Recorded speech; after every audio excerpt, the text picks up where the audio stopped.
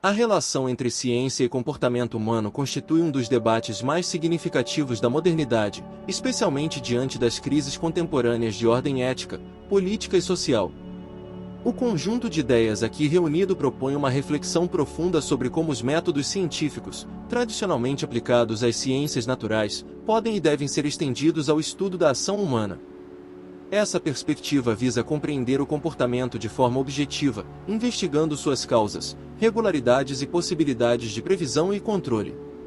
Inicialmente, as ideias defendem que o problema não está na ciência em si, mas na maneira como ela tem sido seletivamente aplicada.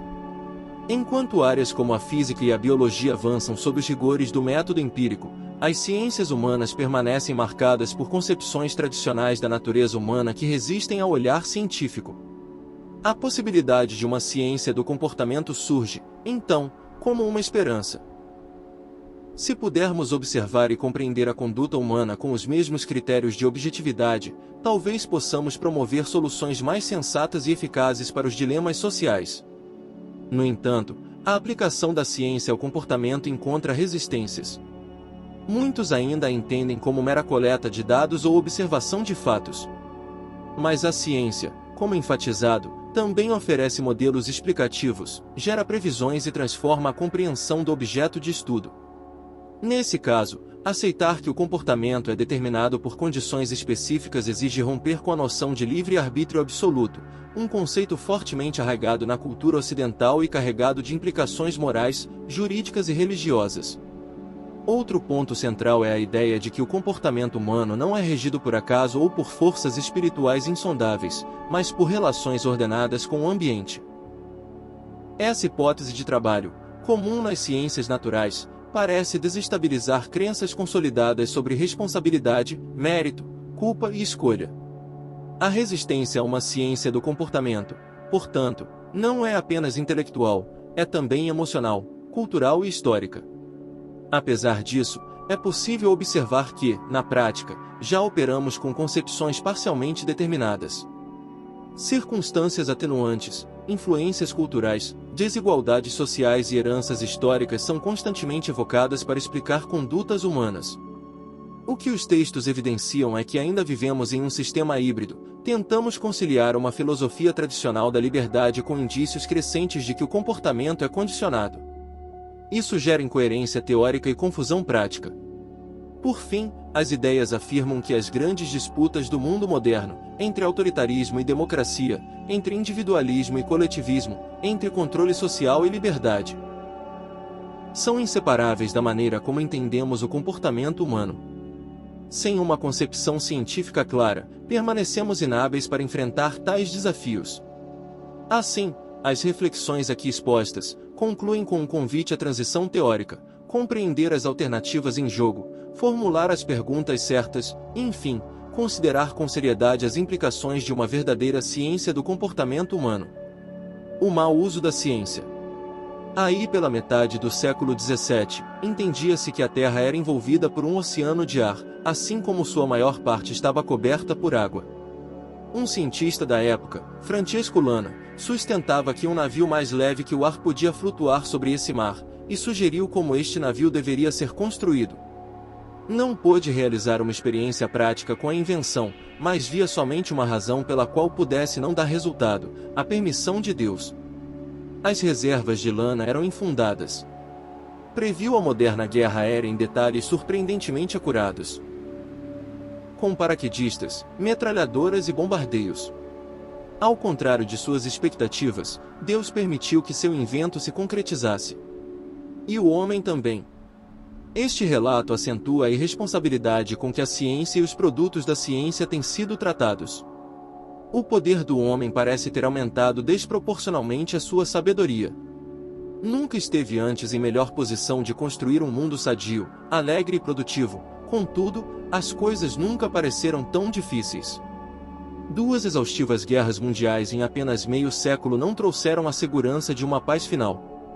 Os sonhos de progresso em direção a uma civilização superior foram destruídos pelo espetáculo da morte de milhões de inocentes.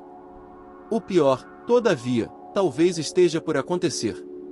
Mesmo que os cientistas não iniciem uma reação em cadeia que destrua o mundo, as perspectivas mais plausíveis são apenas um pouco menos desconcertantes. Em face desta condição aparentemente desnecessária, homens de boa vontade encontram-se desamparados ou com medo de agir. Alguns são tomados de profundo pessimismo. Outros atacam cegamente numa contra-agressão, em grande parte dirigida contra a própria ciência. Despojada de sua posição de prestígio, desacredita-se a ciência como arma perigosa nas mãos de pessoas que não a entendem. Em qualquer época é sempre a mais conspícua de suas características responsabilizada pelas dificuldades. No século XX a ciência que desempenha o papel de bode expiatório. Mas o ataque não é inteiramente injustificado. A ciência tem se desenvolvido desigualmente. Ao atacar primeiro os problemas mais fáceis, vem aumentando nosso domínio sobre a natureza inanimada sem nos preparar para os sérios problemas sociais que daí decorrem. As tecnologias baseadas na ciência são perturbadoras. Grupos isolados, de gente relativamente estável, entram em contato uns com os outros e perdem seu equilíbrio. Indústrias surgem, para as quais a vida da comunidade pode não estar preparada, enquanto outras desaparecem, deixando milhões de pessoas desajustadas para o trabalho produtivo. A aplicação da ciência evita a fome e as pragas e diminui os índices de mortalidade, apenas para aumentar a população da Terra além do alcance dos sistemas estabelecidos de controle cultural ou governamental. A ciência fez as guerras mais terríveis e mais destrutivas. A maior parte disto não se fez deliberadamente, mas se fez. E, como os cientistas são necessariamente homens de alguma inteligência, poder-se-ia esperar que estivessem preparados e alertas para estas consequências. Não é surpreendente encontrar-se a afirmativa de que a ciência deveria ser abandonada, pelo menos por uns tempos. Esta solução atrai especialmente aqueles que estão acostumados, por temperamento, a outros meios de vida. Algum alívio poderia ser obtido se pudéssemos orientar a humanidade para um renascimento das artes ou da religião, ou mesmo promover a volta às disputas secundárias, períodos agora relembrados como característicos de uma vida de paz. Tal programa se parece com a decisão dos cidadãos do Erevon, de Samuel Butler, em que os instrumentos e produtos da ciência foram colocados em um museu, como vestígios de um período que não sobreviveu à evolução da cultura humana. Mas nem todos estão dispostos a defender uma posição de teimoso não saber. Não há nenhuma virtude na ignorância pela ignorância. Infelizmente, não podemos permanecer imóveis. Eliminar a pesquisa científica significaria, agora, um retorno à fome e à peste, e aos trabalhos exaustivos de uma cultura escrava. A ciência como um corretivo. Uma outra solução é mais compatível com o pensamento moderno. Talvez não seja a ciência que está errada, mas sua aplicação. Os métodos da ciência têm tido um sucesso enorme onde quer que tenham sido experimentados. Apliquemo-los, então, aos assuntos humanos. Não precisamos nos retirar dos setores onde a ciência já avançou. É necessário apenas levar nossa compreensão da natureza humana até o mesmo grau. Na verdade, esta é a nossa única esperança. Se pudermos observar cuidadosamente o comportamento humano, de um ponto de vista objetivo, e chegar a compreendê-lo pelo que é, poderemos ser capazes de adotar um curso mais sensato de ação. A necessidade de estabelecer este equilíbrio é hoje amplamente sentida, e aqueles que são capazes de controlar a direção do progresso científico estão agindo de acordo. Compreende-se que não há nenhum interesse em fomentar a ciência da natureza a não ser que inclua uma ponderável ciência da natureza humana, pois só neste caso os resultados serão sabiamente aplicados. É possível que a ciência tenha vindo em socorro e que a ordem seja finalmente alcançada na esfera dos assuntos humanos. A ameaça à liberdade. Há, todavia, uma dificuldade. A aplicação da ciência ao comportamento humano não é tão simples como parece. Muitos daqueles que a defendem estão simplesmente procurando os fatos. Para eles, ciência é pouco mais que uma observação cuidadosa. Desejam avaliar o comportamento humano como realmente é, em vez de verificar como parece ser através da ignorância ou dos preconceitos, e depois, tomar decisões firmes e caminhar rapidamente para um mundo melhor. Entretanto, o modo pelo qual a ciência tem sido aplicada em outros campos mostra que há alguma coisa a mais. A ciência não se preocupa somente com obter os fatos, depois do que se poderia agir, de maneira não científica, com mais sabedoria. A ciência fornece a sua própria sabedoria. Conduz a uma nova concepção do assunto, um novo modo de pensar sobre aquela parte do mundo a que se dedicou.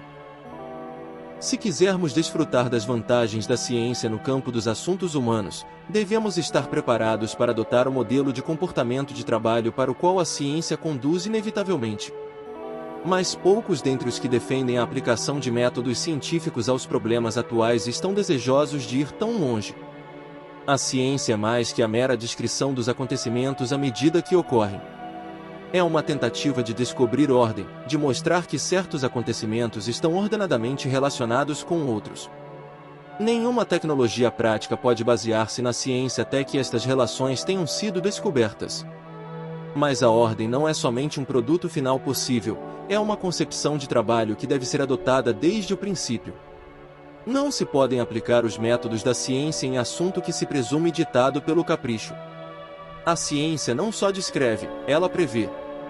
Trata não só do passado, mas também do futuro. Nem é a previsão sua última palavra. Desde que as condições relevantes possam ser alteradas, ou de algum modo controladas, o futuro pode ser manipulado. Se vamos usar os métodos da ciência no campo dos assuntos humanos, devemos pressupor que o comportamento é ordenado e determinado. Devemos esperar descobrir que o homem faz é o resultado de condições que podem ser especificadas e que, uma vez determinadas, poderemos antecipar e até certo ponto determinar as ações.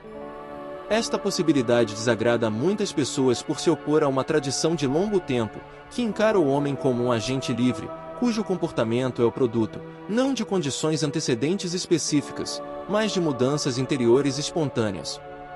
As filosofias preponderantes da natureza humana reconhecem uma vontade interna que tem a força de interferir com as relações causais e que torna impossíveis a previsão e o controle do comportamento. Sugerir que abandonemos esta noção é ameaçar muitas crenças acalentadas e destruir o que parece ser uma concepção produtiva e estimulante da natureza humana. O ponto de vista alternativo insiste em reconhecer forças coercivas na conduta humana, que podemos preferir ignorar. Ameaça nossas aspirações, quer materiais, quer espirituais. Apesar do quanto possamos ganhar ao admitir que o comportamento humano é objeto próprio de uma ciência, nenhuma pessoa que seja um produto da civilização ocidental pode assim pensar sem uma certa luta interior. Nós, simplesmente, não queremos esta ciência. Conflitos desta mesma espécie não são desconhecidos na história da ciência. Quando se mostrou ao leão de Esopo uma pintura na qual um homem matava um leão, ele comentou desdenhosamente: o artista era obviamente um homem. As crenças primitivas sobre o homem e seu lugar na natureza são geralmente lisonjeiras. A desagradável responsabilidade da ciência tem sido a de pintar um quadro mais realista. A teoria copernicana do sistema solar afastou o homem de sua proeminente posição de centro das coisas. Hoje aceitamos esta teoria sem emoção, mas inicialmente encontrou enorme resistência. Darwin desafiou a prática de segregação na qual o homem se colocava firmemente à parte dos animais. A dura luta que aí surgiu não terminou ainda. Contudo, se bem que Darwin tivesse colocado o homem no seu lugar biológico, não lhe negou uma possível posição de senhor. Faculdades especiais ou uma capacidade especial para ação criadora e espontânea talvez tenham surgido no processo da evolução. Quando agora se discute esta distinção, surgem novos atritos. Há muitas maneiras de se eludir uma questão teórica. Pode-se insistir em que a ciência do comportamento humano é impossível, que o comportamento tem certas características essenciais que o manterão sempre além dos limites da ciência. Entretanto, ainda que este argumento possa dissuadir muitas pessoas de inquirir mais além, não é provável que tenha qualquer efeito sobre aqueles que desejam tentar e ver. Outra objeção frequentemente apresentada é a de que a ciência só é apropriada até um certo ponto, mas sempre permanece uma área na qual somente se pode agir baseado na fé ou com referência a juízos de valores. A ciência deve nos dizer como tratar com o comportamento humano, mas o que vai ser feito deve ser decidido de uma maneira não científica. Ou se pode então argumentar que há uma outra espécie de ciência, que é compatível com doutrinas de liberdade pessoal. Por exemplo, disse algumas vezes que as ciências naturais são fundamentalmente diferentes das ciências sociais, e não se ocupam das mesmas espécies de leis. A previsão e o controle podem ser negados em favor da interpretação ou alguma outra espécie de compreensão. Não obstante, as espécies de atividades intelectuais exemplificadas por juízos de valor, ou por intuição, ou interpretação, nunca foram propostas claramente, nem mostraram capacidade alguma de trabalhar na modificação de nossa condição presente. Nossas práticas atuais não representam nenhuma posição teórica bem definida. São, de fato, totalmente confusas. Algumas vezes damos a impressão de encarar o comportamento humano como espontâneo e responsável. Em outras ocasiões, reconhecemos que a determinação interior não é, afinal, completa, que o indivíduo não é para ser levado sempre em conta. Não tem sido possível rejeitar as provas, que pouco a pouco se vão acumulando, de que as circunstâncias além do indivíduo são importantes. Algumas vezes desculpamos uma pessoa ao apontar as circunstâncias atenuantes. Já não culpamos os sem instrução pela sua ignorância, nem chamamos de preguiçoso ou desempregado. Também não responsabilizamos totalmente os menores por sua delinquência. A ignorância da lei já não é também absolutamente imperdoável. Pai, perdoai-lhes, pois eles não sabem o que fazem. Os insanos já há muito tempo foram livrados de qualquer responsabilidade por sua condição, e os tipos de comportamento neurótico e psicótico aos quais agora aplicamos estas atenuantes estão se multiplicando. Mas ainda não fomos suficientemente longe. Vemos o homem comum como o produto de seu ambiente, mas nos reservamos o direito de dar um crédito especial aos grandes homens por suas realizações. Ao mesmo tempo, experimentamos uma certa satisfação em provar que parte da capacidade destes homens se deve à influência de outros homens ou alguma circunstância trivial em sua história pessoal. Queremos acreditar que os homens que pensam corretamente são movidos por princípios válidos, mesmo que estejamos dispostos a considerar homens que pensam erroneamente como vítimas de uma propaganda errônea. Povos atrasados podem representar a falha de uma cultura pobre, mas queremos encarar as elites como algo mais que o produto de uma cultura satisfatória. Ainda que observemos que as crianças muçulmanas se tornam em geral adultos muçulmanos, e que as crianças cristãs em geral se tornam adultos cristãos, não estamos dispostos a admitir que o acaso do nascimento seja a base das crenças. Desculpamos aqueles que discordam de nós por serem vítimas da ignorância, mas encaramos a promoção de nossas próprias crenças religiosas como algo mais que as contingências de um ambiente particular. Tudo isto sugere que estamos em transição. Não abandonamos totalmente a filosofia tradicional da natureza humana, ao mesmo tempo, estamos longe de adotar um ponto de vista científico sem reservas. Aceitamos a adoção do determinado em parte, todavia, permitimos que as nossas simpatias e as adesões anteriores se ergam em defesa do ponto de vista tradicional. Atualmente estamos empenhados em uma espécie de remendo no qual novos fatos e métodos estão montados de acordo com as teorias tradicionais. Se esta fosse uma questão meramente teórica, não haveria motivo para alarme, mas as teorias afetam a prática.